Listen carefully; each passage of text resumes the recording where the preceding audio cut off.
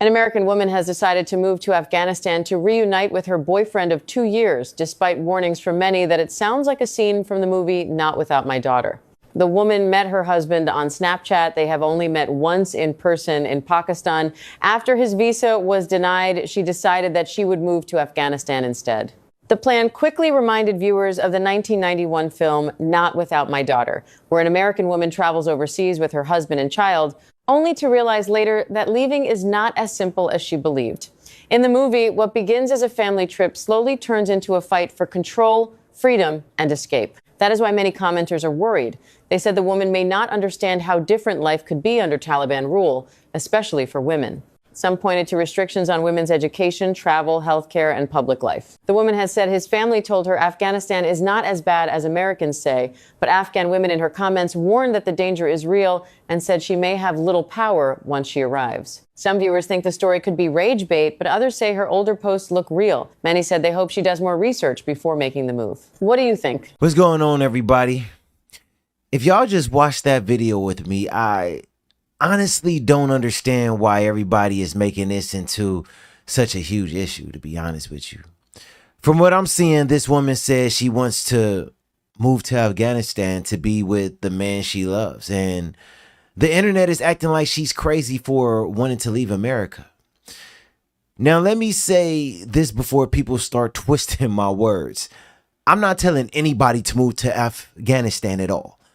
I'm not telling anybody to move to another country without doing their homework first. You know, every country has different laws, different cultures, different expectations. And those are things you absolutely need to understand before making a life-changing decision, right? You know, wisdom always comes before emotion. But here's what I don't have a problem with in this situation.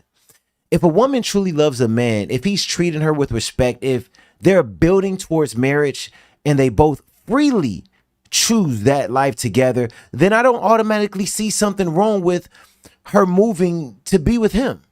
You know, matter of fact, I think we've gotten so independent in today's culture that we've almost forgotten what commitment looks like.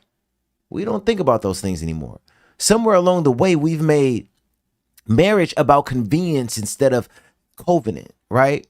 We've made relationships about what makes me happy today, right? Instead of what are we building together for in regards to the rest of our lives? You know, as a Christian man, I believe marriage is one of the greatest commitments two people can make, period. In Genesis 2:24, it says, therefore, a man shall leave his father and mother and be joined to his wife, and they shall become one flesh. You know, that's God's design, not ours, his. You know, marriage isn't two people living separate lives forever. It's two people becoming one family. That means there are sacrifices, you know. That means somebody may have to move. Somebody may have to leave their comfort zone. You know, somebody may have to start all over. That's part of becoming one. You know, now, I know some people are saying, Paul, they're not married yet. And that's true. That's why I think wisdom is so important. Before anybody moves across the country or across the world, right? You better know who you're marrying. You better know that. You better know their character. You better know how they treat people. You better know their family. You better know what life is really going to look like once the honeymoon phase is over. You know, love isn't just butterflies. Love is commitment. Love is responsibility. Love is sacrifice. You know, don't confuse excitement with wisdom. You know, the Bible also say in Proverbs 3:5-6, trust in the Lord with all of your heart and lean out on your own understanding. In all your ways, acknowledge him and he will direct your path. I love that verse because before making a major life decision, we should be asking God for direction, not just following our feelings and emotions. You know, feelings change. God, wisdom does not. I also think this story exposes something about our culture. We've become so quick to criticize other people's relationships without even knowing them.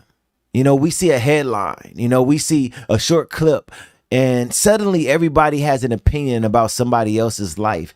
But here's my question. If these are two grown adults making a decision together, why are we so offended by it?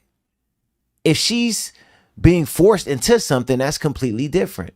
And I would never support that ever at all.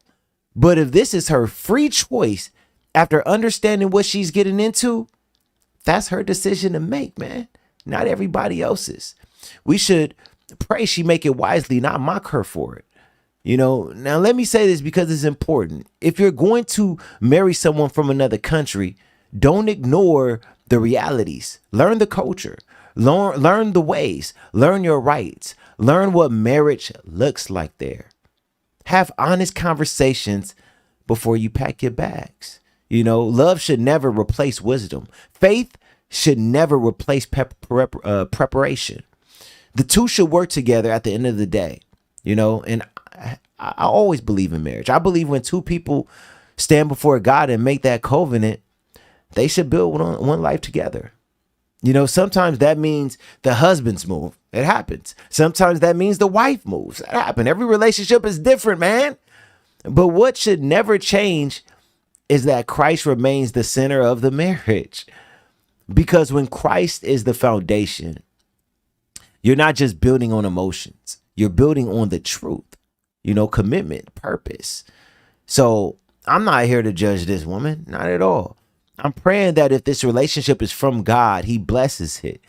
And if it isn't, I pray he protects her and give her the wisdom to make the right decision. That's what you do with adults, because that's what love really looks like. It seeks God's will before asking anything. And I think that's important to pay attention to. It's your boy, Paul P. I'll catch you on the next one. Doses.